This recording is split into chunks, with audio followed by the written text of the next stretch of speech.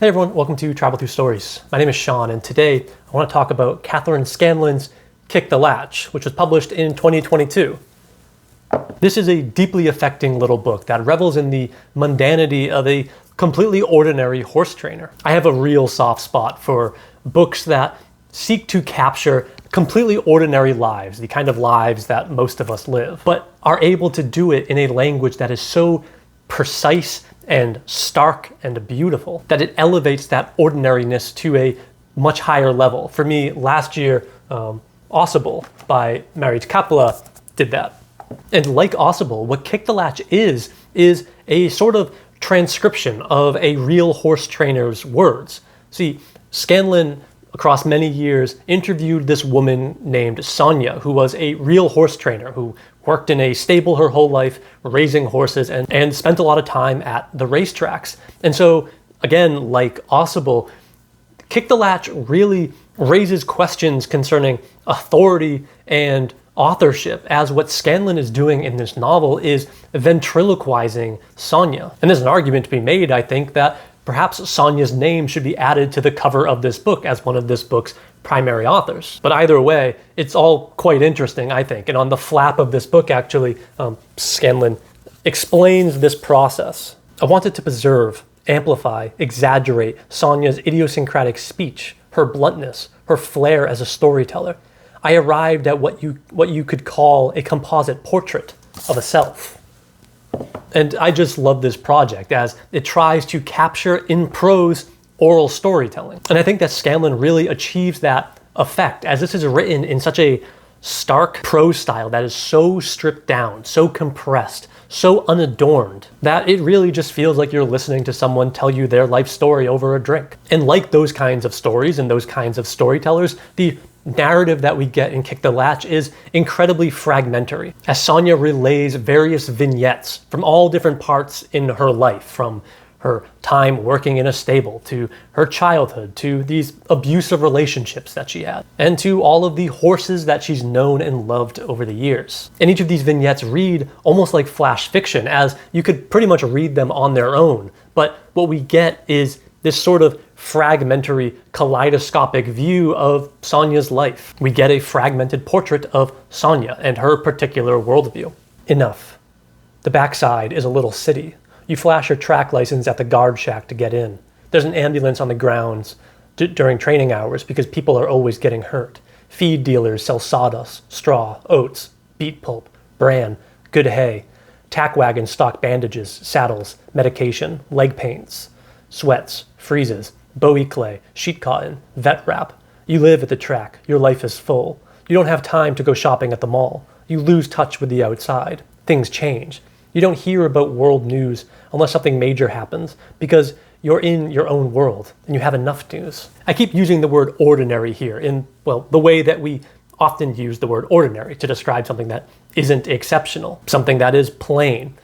But Sonia's life really isn't just ordinary. Her life is, like almost all ordinary lives, pretty exceptional. She's incredibly knowledgeable when it comes to horses and horse training in a way that one can only be after they've spent a lifetime doing it every waking hour. She's also experienced incredibly traumatic events and relays them with such nonchalance that shows that she is, well, very emotionally strong. That is, at the heart of this project, I think, is an attempt to dispel the myth of the ordinary. The myth of the working class lifestyle is something that isn't exceptional or isn't of value. Scanlan takes a remarkably ordinary life in the view of the rest of society and shows exactly how it is extraordinary.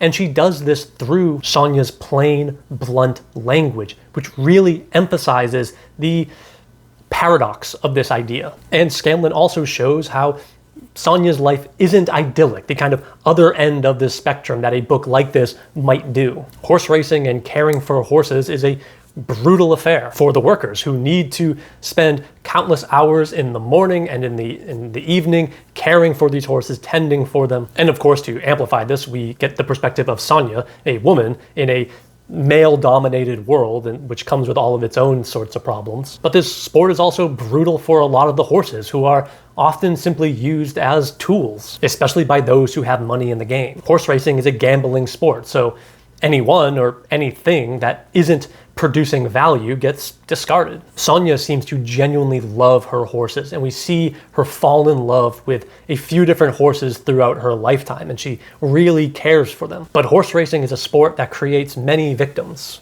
Bobble bobble. You spend hours and hours with a horse. You fall in love with them. They run their hearts out for you. You know when they're hurting. Janet M., she'd run like a house on fire, but she was getting sorer and sorer. I told the owner, we need to blister her and give her some time. Bring her back next spring. Oh no, the owner says. She wants to race. She's better than ever. You're not there in the morning when she can't even stand up, I said. So I refused. I said I wouldn't train her no more.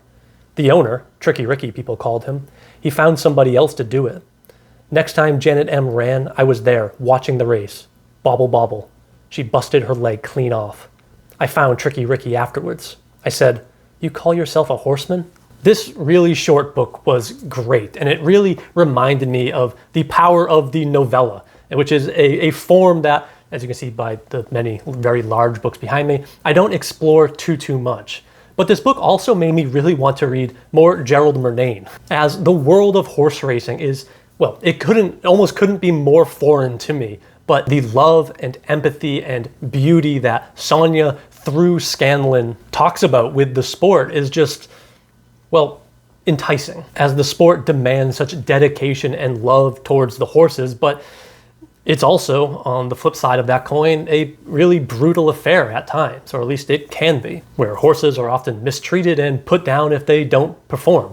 But that paradox is just so, well, I think it's just compelling. But I just love books that portray in such earnest empathy these small worlds that aren't that visible from the outside. These worlds that are so different from the worlds that I know. Will I ever go to a horse race or tend to a wounded horse? Probably not. But the portrait that we get of that world and of the people in that world is, well, it makes me sympathetic to those worlds. I don't want to say too much here, as again, this is such a short book, and it's really one of those perfect one-sitting books that just washes over you and immerses you for an hour or two in this completely unfamiliar world, if you're anything like me. There's no artifice here. There's no complicated syntax. There's just bare-boned, precise language. And if you happen to be familiar with the world of horse racing, I think you'll only find it that much more endearing. So yeah, if you're looking for a quick read that's written in a stark and unadorned and beautiful prose, I'd really recommend checking out Kick the Latch. But for now, thanks for watching.